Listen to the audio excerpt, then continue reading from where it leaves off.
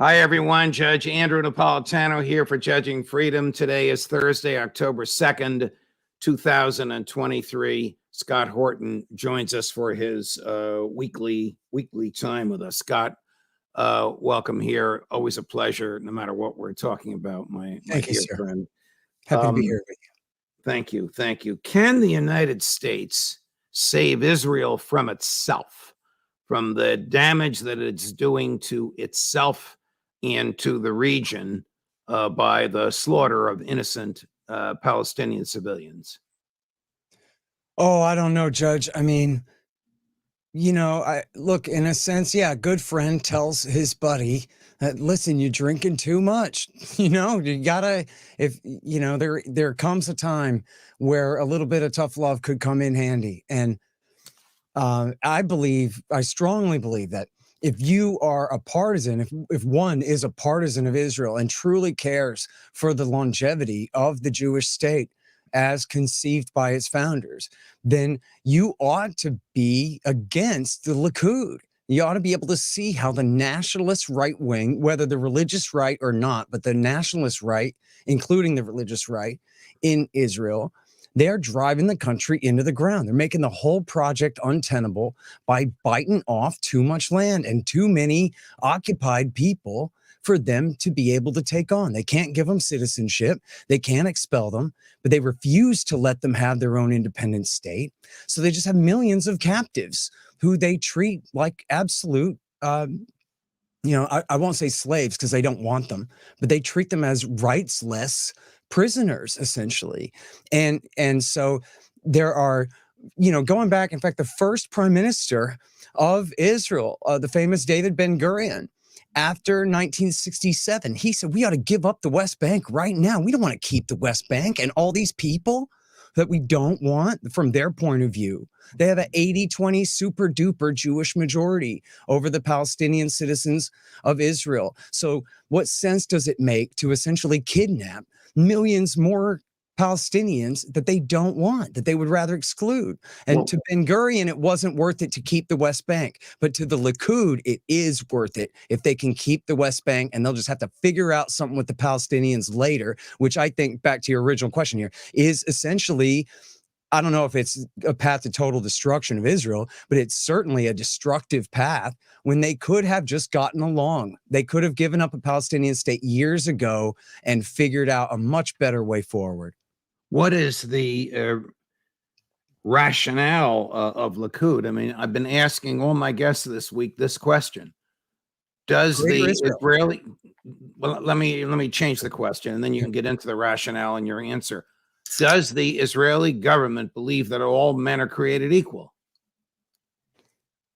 Well, I don't know. I can tell you that famously, Rabbi Kahana, who was actually the first real Al-Qaeda victim in America in 1990. He was this right-wing rabbi from the Koch Party, it was called, that was banned by the government, by the Supreme Court of Israel, for being, quote unquote, fascist.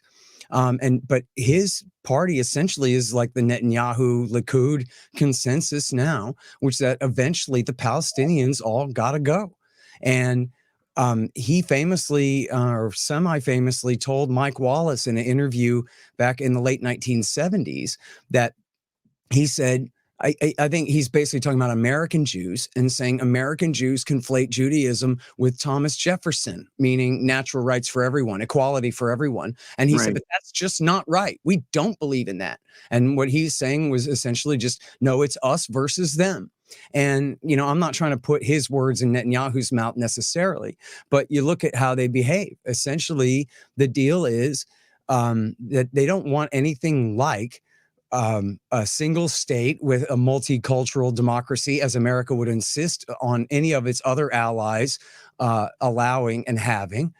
And they don't want to give them independence. So instead, they just keep them locked up. And then every once in a while, something terrible happens, like what happened on October the 7th. And we're all supposed to pretend that we don't understand that this is essentially a jailbreak from some people who essentially cannot get justice any other way. As they say, if you make peaceful revolution impossible, you make violent revolution inevitable. And that's essentially the situation here.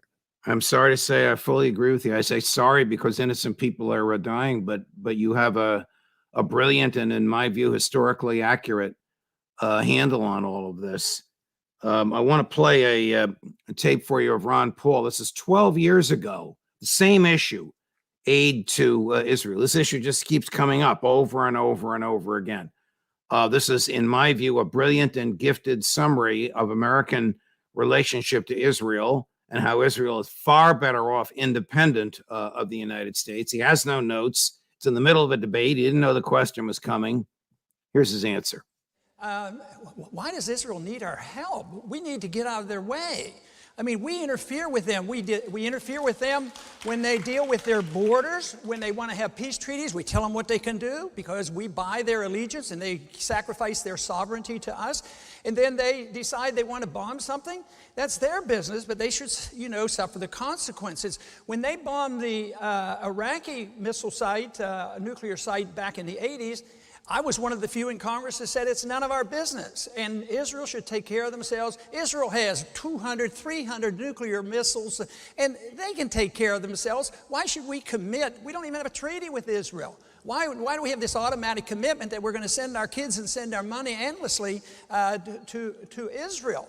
So I think they're quite capable of taking care of themselves. I think we do detriment. Just think of all the money we gave to Egypt over 30 or 40 years. Now look, we were buying friendship. Now there's a civil war. They're less friendly to Israel. That whole thing is going to backfire once we go bankrupt and we remove our troops. So I think we should be very cautious in our willingness to go to war and send troops without a proper declaration by the U.S. Congress. Let me let Herman. U.S. Congress declared war December 8th, 1941. He's 100% correct. And I would think that most Americans think we do have a treaty with Israel that does obligate us to support them financially and militarily. And of course, we don't. What did you think of that statement of his? Well, there's quite a few points there, but on that last one, Judge, we cannot have a treaty of alliance with Israel because they do not have settled borders. It's a tough pill to swallow, but that's the reality. They are still working on the project of building greater Israel. And, people say what a horrible slogan it is that from the river to the sea, Palestine will be free because it means it won't be Israel anymore. It'll be Palestine. And then supposedly that implies the death of all the Israeli Jews, which is not really true. However, that's the Likud party doctrine too. From the river to the sea, just without the will be free part. It'll be free only for the Jewish citizens of Israel and sort of second-class citizenship for the Palestinian, Muslim, and Christian citizens of Israel. But for the people of the occupied territories, forget them. And that was really the Netanyahu doctrine, was unlike the previous theory of Yitzhak Rabin and Ehud Barak that said we have to make peace with the Palestinians in order to make peace with the other Sunni Arab states. Netanyahu said, no, we'll just use American tax money. We'll get Trump and Kushner to work out this deal. We'll give F-16s to Bahrain and F-35s to the UAE and money to Sudan, and we'll break off or recognize the stealing of the northern part of Western Sahara by Morocco. And through these bribes, we'll get these countries to go ahead and recognize Israel under these Abraham Accords and normalize relations with Israel without making a deal with the Palestinians. And Judge, just I think a week, possibly 2 weeks before the October 7th catastrophe there, Netanyahu had given a speech to the United Nations saying essentially, see, I'm so smart. I got away with it. The Netanyahu doctrine. I can first make peace with the kings. Then I'm going to tell the Palestinians there. Now, no one's coming for you. Now you can give up the idea of a Palestinian state. You're going to take your little Bantu stands and you're going to like it because nobody's on your side anymore. I got judges' tax money to bribe off your former friends.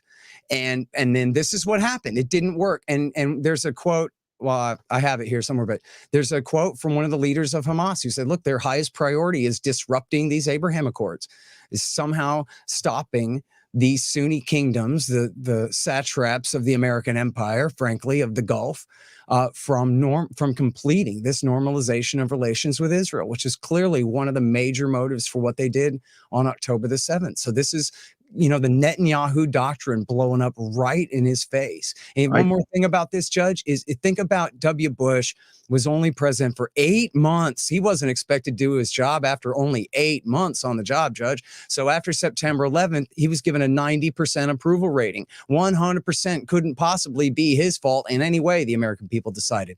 However, what if that had been Bill Clinton's third term?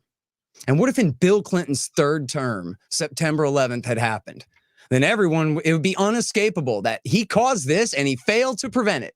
And it's his fault, and that's it. Well, that's the situation here with King Bibi over there in Israel. This is his doctrine. He has been the longest serving prime minister in Israeli history, longer than David Ben-Gurion or Menachem Begin. And look what he's done. This is his doctrine, has completely blown up. And everyone search this phrase: we control the height of the flame. That's Netanyahu talking about, yes, we support Hamas in Gaza because it prevents us from having to negotiate with the Palestinian Authority on the West Bank. But don't worry, we control the height of the flame. And then you see what happens. Yeah, what does he mean by I want to get into Netanyahu in a minute, but what does he mean by the phrase, the height of the flame? Meaning the level of danger from Hamas. Right. We know he's acknowledging Hamas is dangerous, right? They're sort of Al-Qaeda light. I mean, they're very bad guys and they could be dangerous. But he's, essentially he's overly confident. He founded and funded them as a means to resist Yasser Arafat and the PLO. Well, his predecessors did, and they didn't quite found it, but they certainly helped to facilitate its growth in the very beginning. Absolutely. And then I tell you, this is my most recent piece at antiwar.com. If people just go to antiwar.com/Scott, you'll find it's a piece I did with Connor Freeman. And it has all of these quotes, Judge, quote after quote after quote of Netanyahu and his men explaining in explicit detail why they prefer to keep the bad guys in control in Gaza, just so they can say, Judge, you don't expect us to negotiate with these terrorists, do you? But see, they control the whole board. Hamas is just a rook or a pawn on the board. The board itself belongs to Israel. They decide who's at play where in the Gaza Strip, just so that they can say, come on, Judge, you don't expect me to negotiate with these scum. And then you go, no, I don't. But if the Palestinian Authority, led by Mahmoud Abbas from Yasser Arafat's old party, Fatah, if they control the West Bank and the Gaza Strip, then you might say, I don't know, I think you could negotiate with the boss. He seems reasonable enough, right? So that's why they prefer, and they say explicitly in their own words, reported in Israeli media over and over and over again, this is why they wanted Hamas in Gaza. But then the point about the height of the flame is, but don't worry, they're not dangerous enough that they're really going to hurt us. Got it. Right? I think that everything you're saying is correct. And I did not read that piece that you and Connor wrote, but I will. I want to see those quotes. But my own understanding of Israeli politics is, in almost any government's politics, a foreign attack unites a country. Whether you believe FDR knew about, looked the other way, or was an innocent victim of Pearl Harbor, the country went from 80% anti-war to 80% pro-war in an afternoon. But I think that notwithstanding the unification, the political unification of people in Israel, they are still bitterly opposed to Netanyahu, blame him for this happening. And I think he understands that his days are numbered and will, as prime minister, will end as soon as the war is over. So he has an interest in prolonging the war. One of his spokespersons, whose comment had to be withdrawn, said, 3, 4, 5 years, not weeks or months, years, because that's how long Bibi would like to stay before another election is caused, because the Israeli Knesset and public is not going to change horses in the middle of the stream. Yeah. It's really it's reprehensible what's going on, and that one man has that much power, particularly a man who is so delusional for power and indifferent to the suffering of innocent human beings. Well, this is go Go ahead. There's a great libertarian insight here for everyone, right? Which is exactly the difference between the country of Israel, the people of Israel, the government of Israel, and the individual human men who happen to be in charge of it.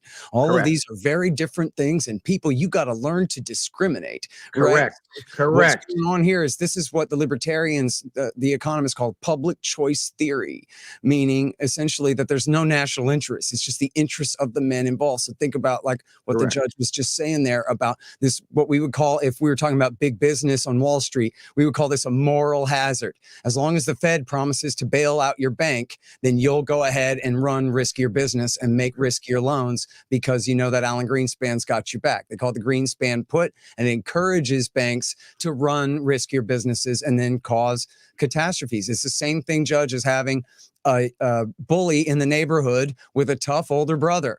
And he can go around and pick fights that he cannot necessarily finish, but he knows that his big brother can come and help him and finish. And so back to what Ron Paul was saying in there, he was splitting the difference. And he did say that Israel ought to be free to pursue their own foreign policies. But he also said, and they should have to be responsible for the consequences of those policies too. We shouldn't be there to bail them out and make the consequences of their actions okay, any more than we should have our government help socialize the costs of certain businesses while they privatize their profits at the rest of our expense. It's the same kind of thing. You sound like Murray Rothbard. I love every word that came out of your mouth. And of course, I love the charm and slight snarkiness with which you say it. God bless Thanks. you, my dear friend. I want to switch gears.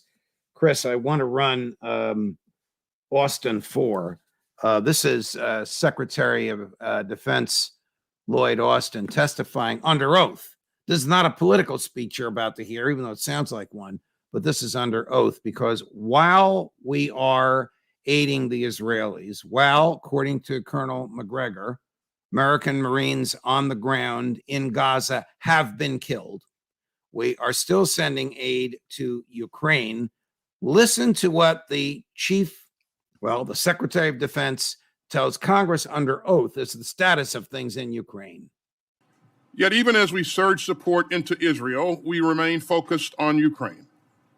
Nearly 20 months into Putin's failed campaign of conquest, the Russian military has been badly weakened.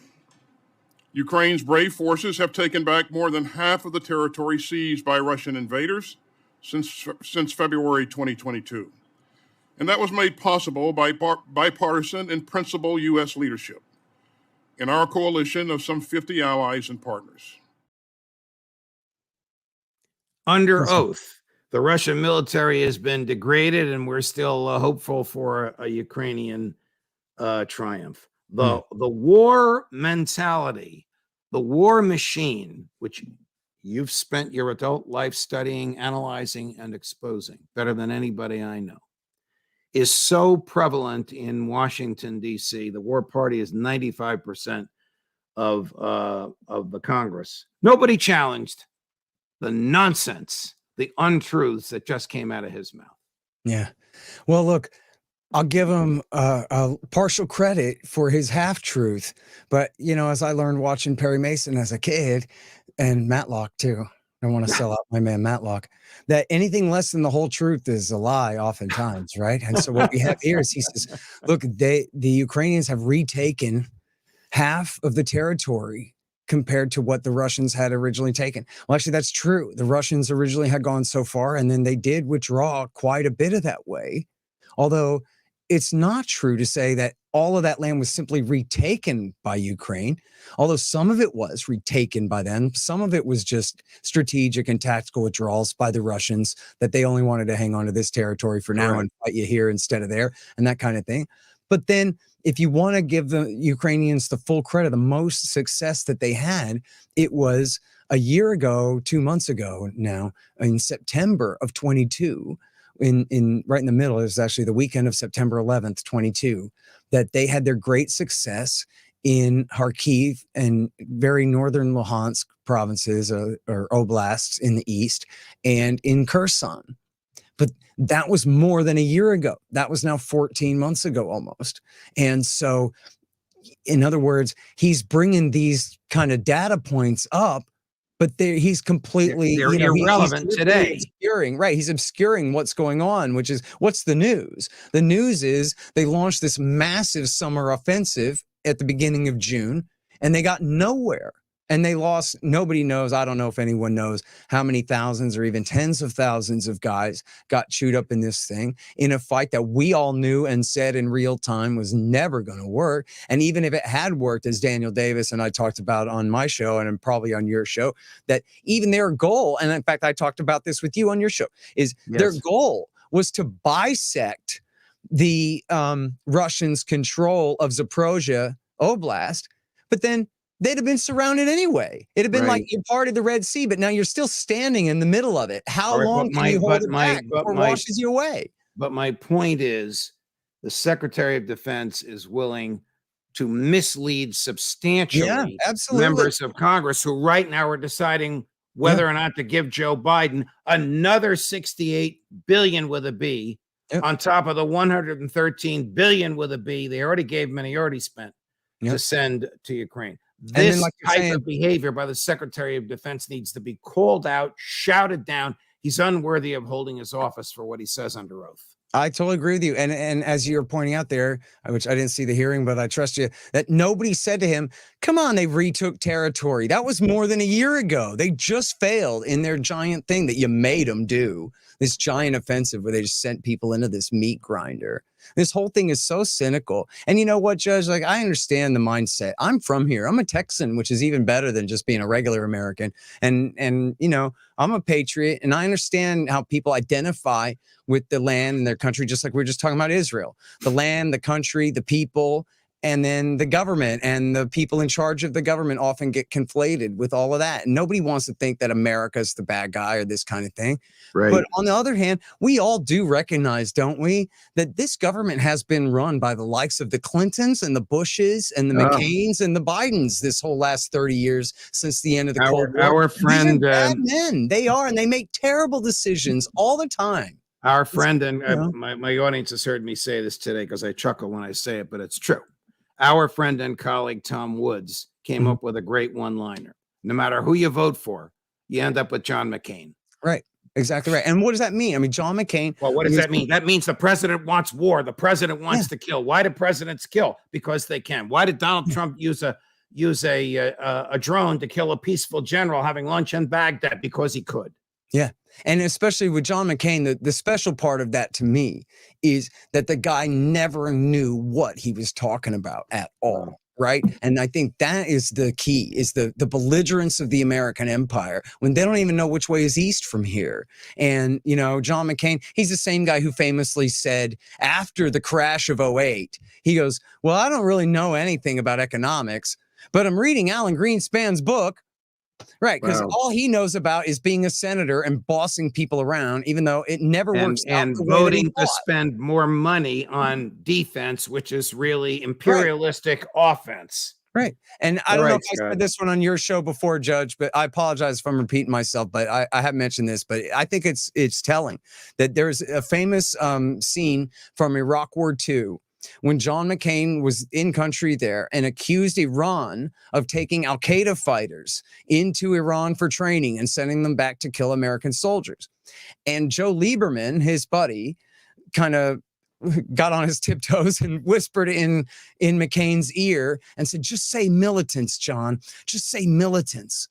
Because Lieberman at least could tell the difference between East and West, Sunni and Shia, Iran's side and bin Laden's side. And he knew that McCain was there making a fool of himself when what was really going on was Iran was training the Shiite militias that America was allied with, fighting against the al-Qaeda guys there. So here's probably the third or fourth worst monger of that war after Bush, Cheney, Wolfowitz, and Rumsfeld, or Pearl maybe. And there's McCain. And he doesn't even know who's the Sunnis and who's the Shiites. He doesn't even know the first thing about the war, that he got all those kids blown and all those Iraqis, all those Americans blown to bits over. Scott, and that's the American empire. That's third from the bottom of his class at Annapolis.